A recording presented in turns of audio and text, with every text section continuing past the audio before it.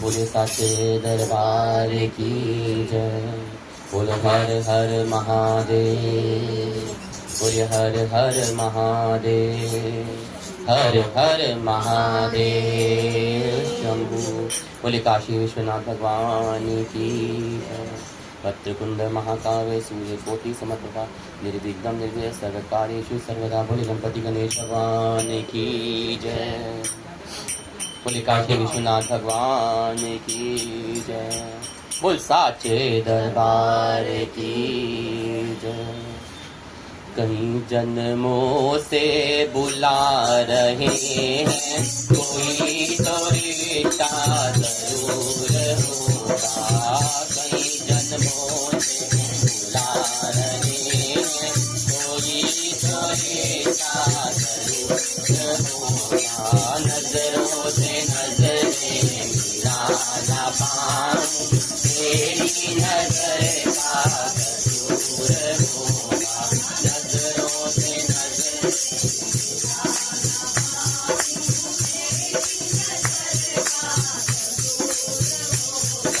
कई जन्मों से बुला रहे हैं, कोई तो रिश्ता जरूर होगा।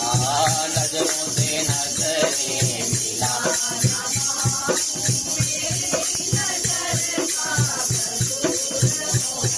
हो, तुम्ही तो मेरे माता पिता हो, तुम्ही तो मेरे बंधु सखा हो। तुम्ही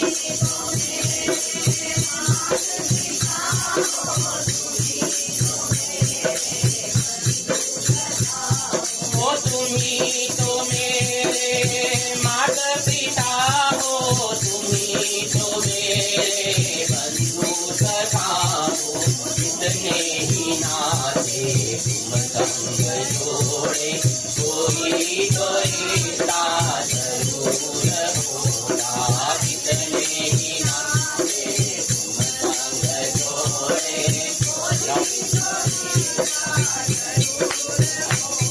ओ नजरों से नजरें मिला ना पाऊं,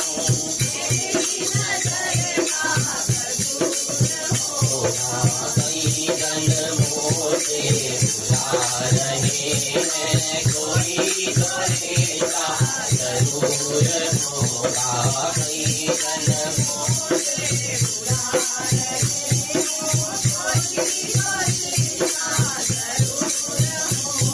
हो, कभी बुलाते हो हमको काशी, कभी बुलाते हो हमको उज्जैनी। कभी बुलाते हो हमको काशी, कभी बुलाते हो उज्जैनी।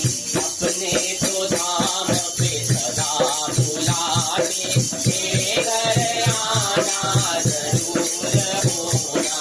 अपने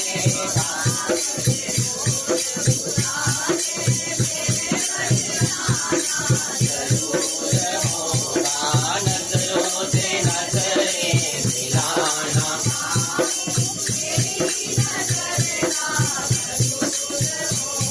वो कई जन्मों से बुला रहे हैं, कोई तो रिश्ता।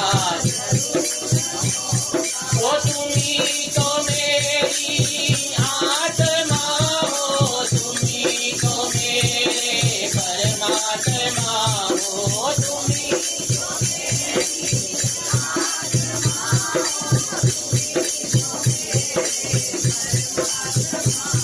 अरे उसी में रह के उसी से पर्दा पर्दा हटाना जरूर होगा। मुझी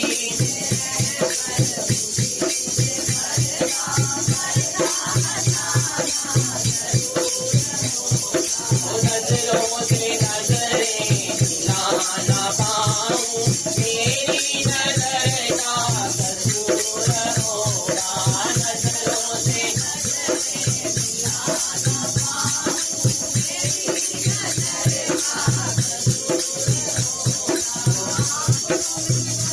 कई तस्वीर तेरी दिल मेरा हो गया जागीर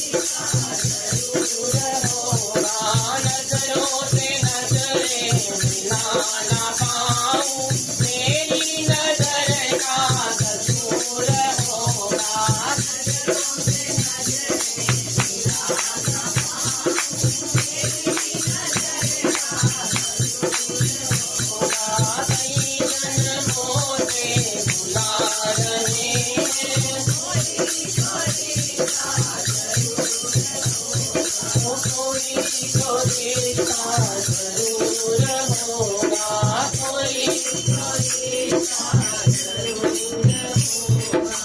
बोल काशी विश्वनाथ भगवान की जय।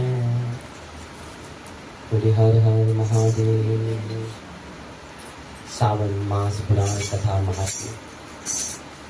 आज 10वां दिन, 10वें अध्याय की कथा।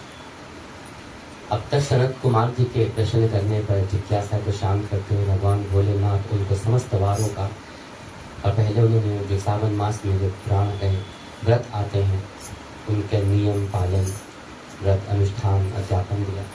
और आज उनको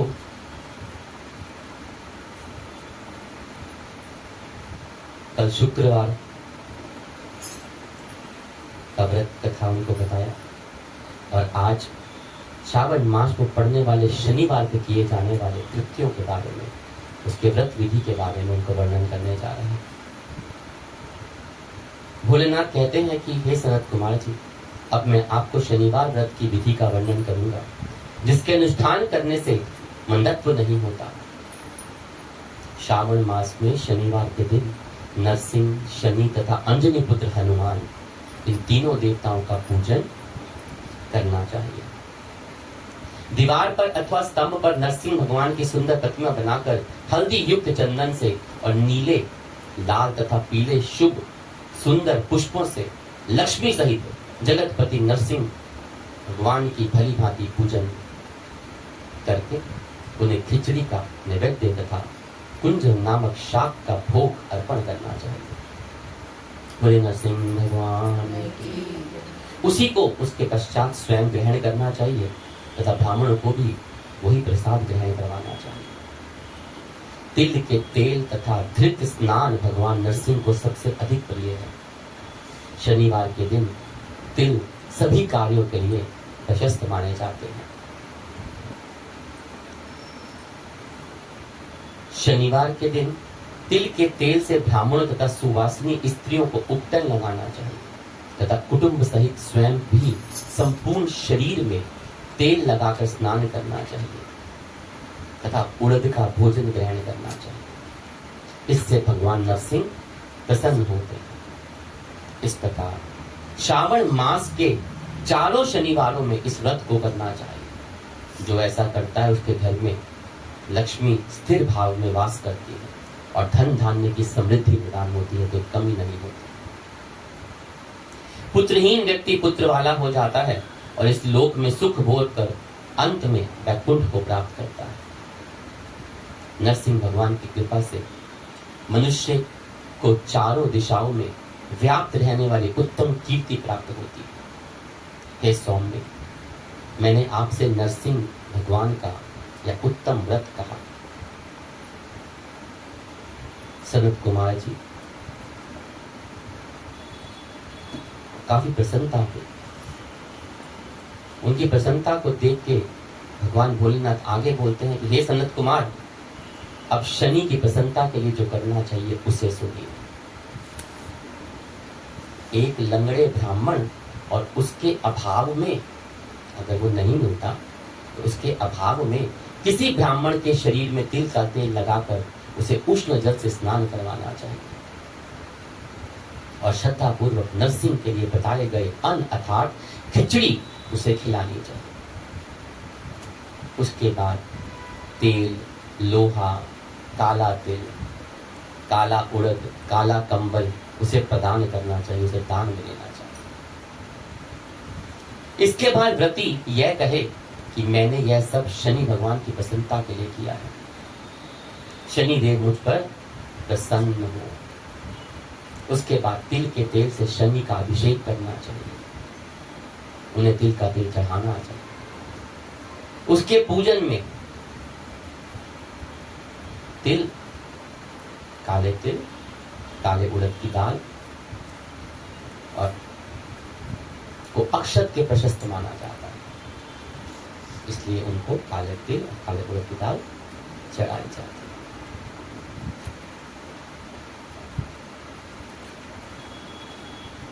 हे मुने, अब मैं शनि का ध्यान बताऊंगा, आप ध्यान पूर्वक सुनो। शनेश्वर, हमारे ग्रहों में 9 ग्रह हैं।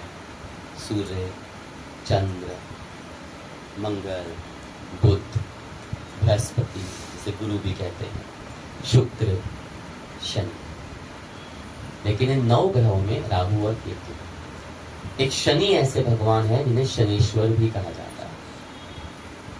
शनीश्वर मतलब शनि और ईश्वर। किसी और ग्रहों को ईश्वर नहीं लगाया गया, उन्हीं को ईश्वर लगाया गया। जानते हैं क्यों? क्योंकि वो न्याय करता है। हमारे कर्मों का जो लेखा जोखा है ना, उसका फल प्रदान हमें शनि भगवान करता है। हमारी कुंडली में भी हमारे 12 भाव होते हैं, और 12 भावों में 10वें नंबर और 11वें नंबर का जो भाव है वो शनि के द्वारा राज्य किया जाता है, ओन किया जाता है। 10वां भाव आपके कर्म का है और 11 भाव आपके लाभ का, कर्म के फल का संबंधित। ठीक है ना? इसलिए उन्हें शनीश्वर कहा जाता है, जो भगवान शिव ने उन्हें उपाधि दी हुई।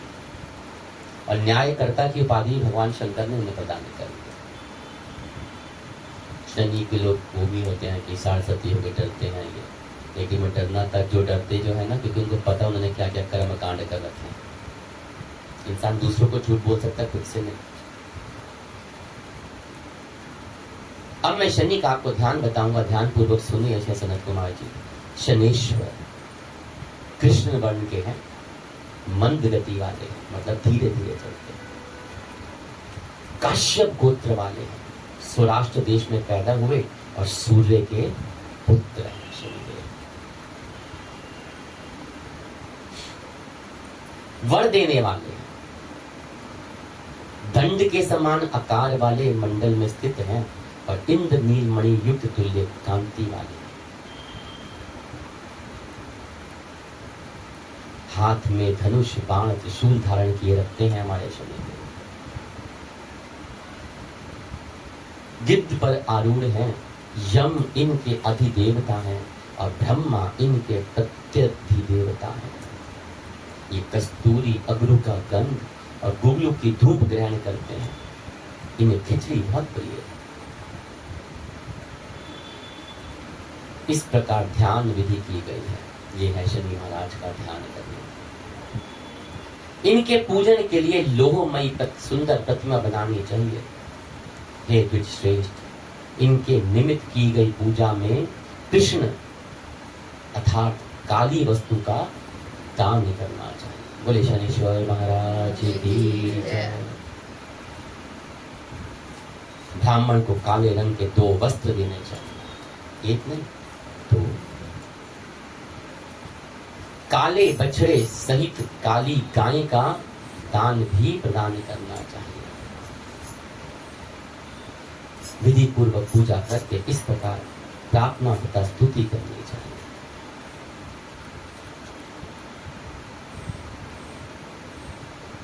आराधना से संतुष्ट होकर जिन्होंने नष्ट राज्य वाले राजा नील को अपने महान राज्य को पुनः प्रदान कर दिया था, वह शनिदेव मुझ पर प्रसन्न हो, ऐसा ध्यान प्रार्थना करना चाहिए। नील अंजन के समान वर्ण वाले, मंद गति से चलने वाले और छाया देवी तथा सूर्य से उत्पन्न होने वाले उस शनीश्वर को मैं नमस्कार करता हूँ, नमस्कार करता हूँ, नमस्कार करता हूँ। बोले शनीश्वर भगवान की जय।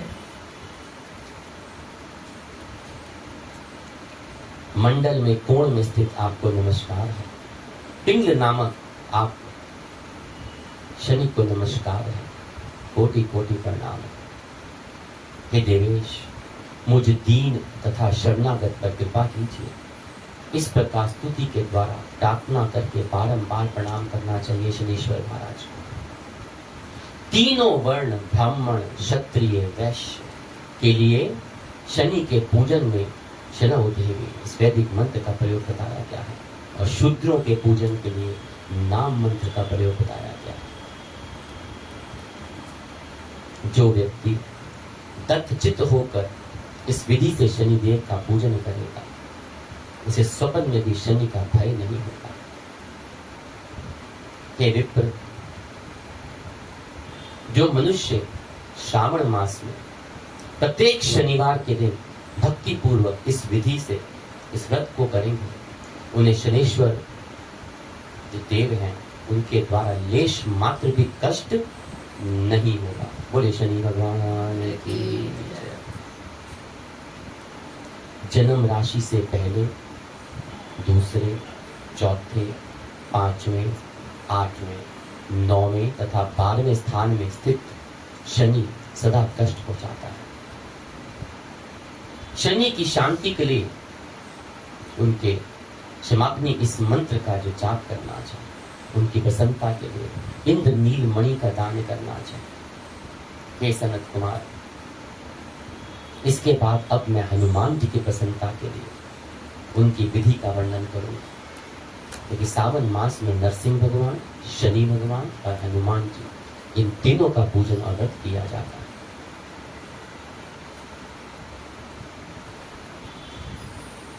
पवन सुत हनुमान की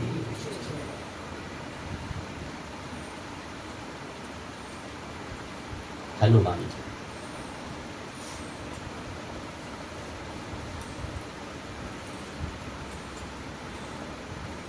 महावीर बजरंगबली एक ऐसे हैं जिनको कहते हैं कि शनि, उनका नाम जपा जाए, उनकी पूजा की जाए तो शनि तंग नहीं करता।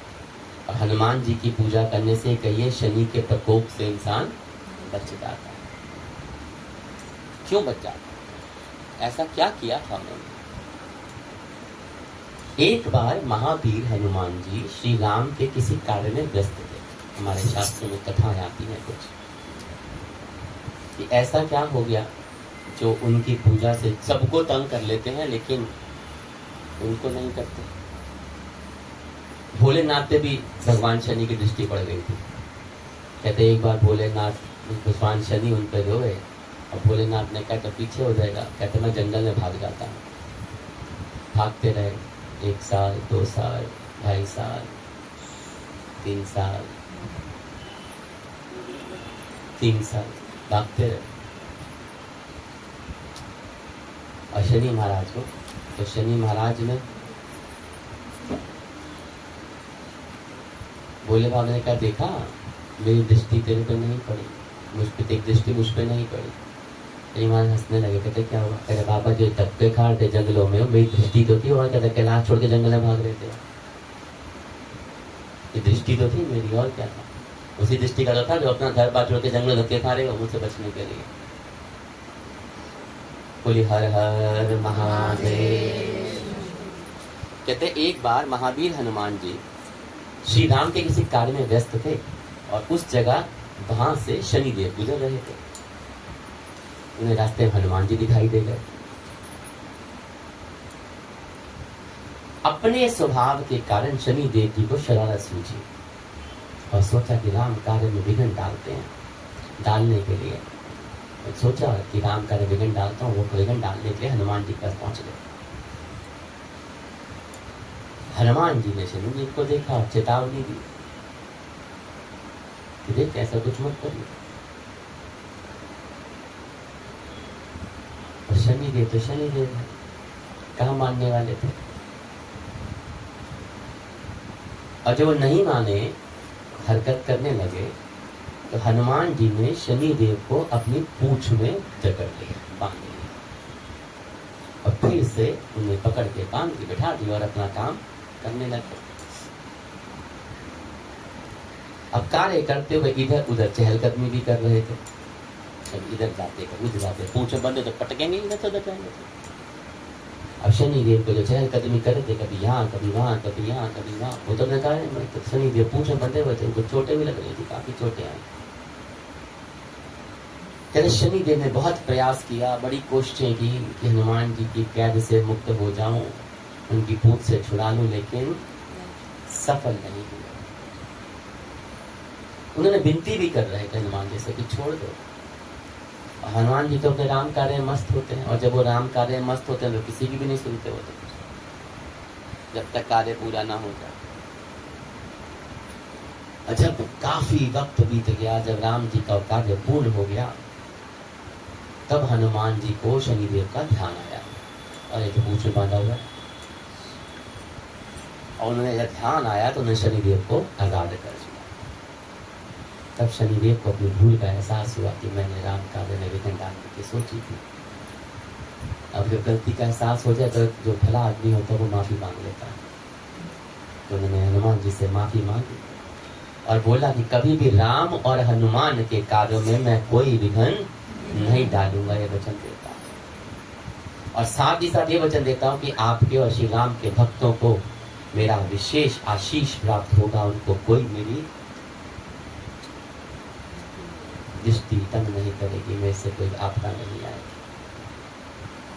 अब वो जो इधर उधर चहलकदमी करते हुए पटक रहे थे, उनको चोटें बड़ी आ गई। और शनिदेव को चोटें आई तो उन्होंने भगवान से कहा, हनुमान जी से, कि महावीर चोटें तो आ गई हैं, थोड़ा सरसों का तेल दे दो, अपने घाव पे लगा लो, कुछ आराम आ जाएगा, ताकि ये चोटें जल्दी ठीक हो जाएगी। तो हनुमान जी ने उन्हें फटाफट सरसों का तेल उपलब्ध कराया, जिससे शनिदेव के जख्म ठीक हो गए। कहते हैं तभी से हर शनिवार को इसी स्मृति को याद करते हुए,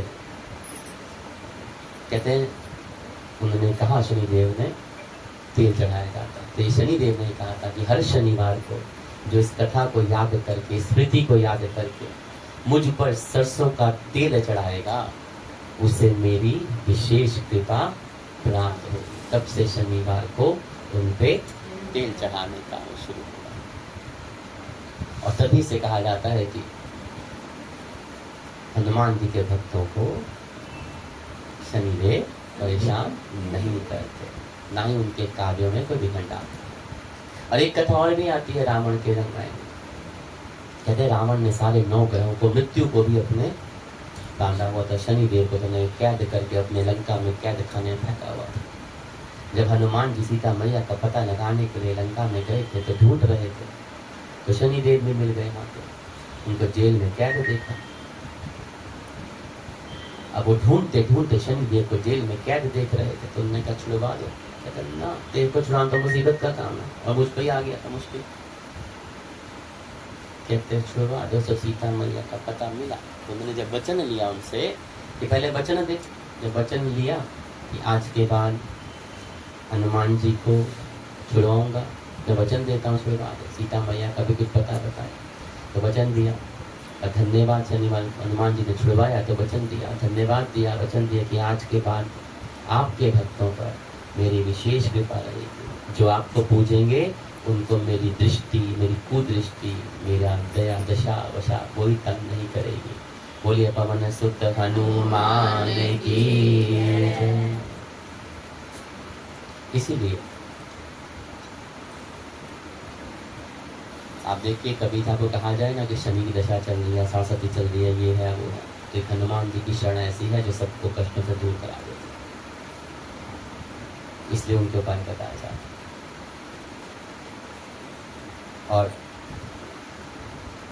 क्योंकि उनको ये वचन दिया गया, इसलिए तो अब सौंप दिया इस जीवन का सब भार तुम्हारे हाथों में। अब सौंप दिया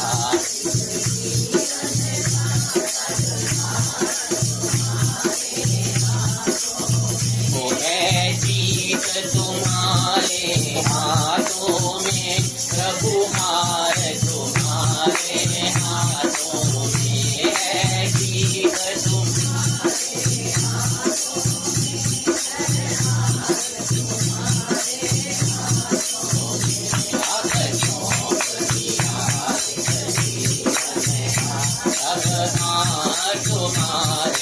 हाथों में, सब हार तुम्हारे। ओ मेरा निश्चय बस एक यही, एक बार तुम्हें पा जाऊं मैं। मेरा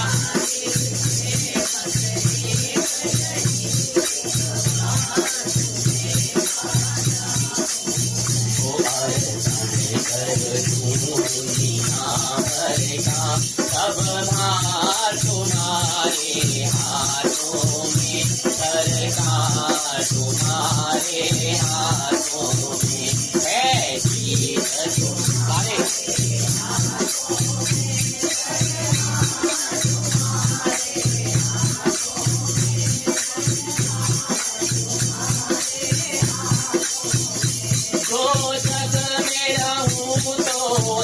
कैसे रहूं जैसे जल में कमल का फूल खिले जो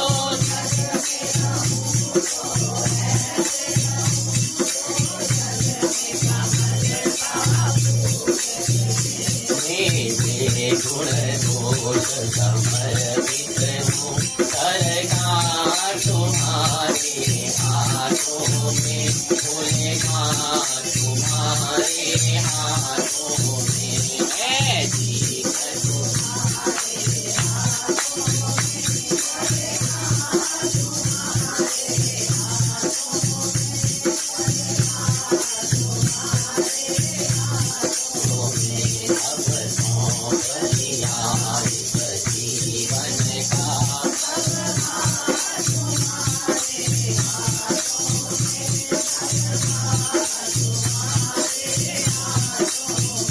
यदि मानुष्य का मुझे जन्म मिले तो श्री चरणों का पुजारी बनूं यदि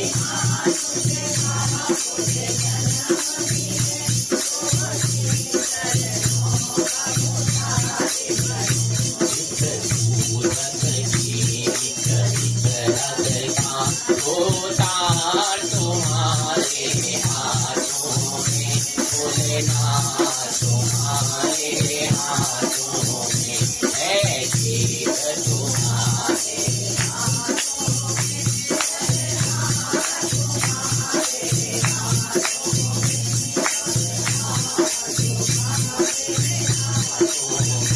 अब सौंप दिया इस जीवन का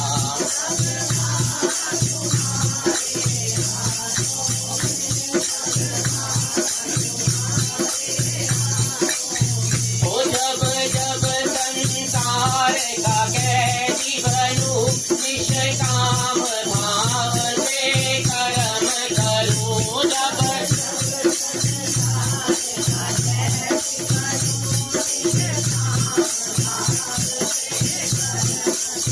तो फिर अंत समय में प्राण करूं निराकार तुम्हारे हाथों में सरकार तुम्हारे हाथों में अब सौंप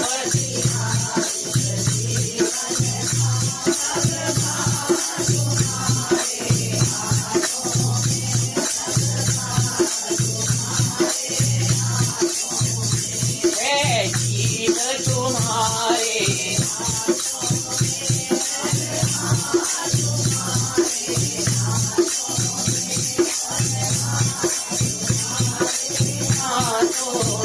मुझ में तुम में मतभेद यही मैं नर हूँ तुम नारायण हो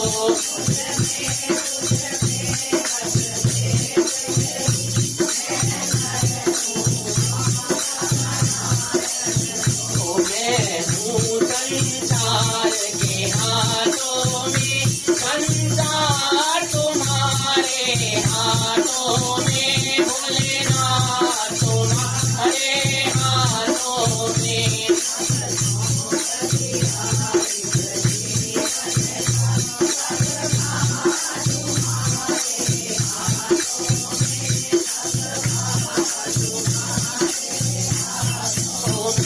है जीत तुम्हारे हाथों में और हार तुम्हारे हाथों में प्रभु तुम्हें अब सौंप दिया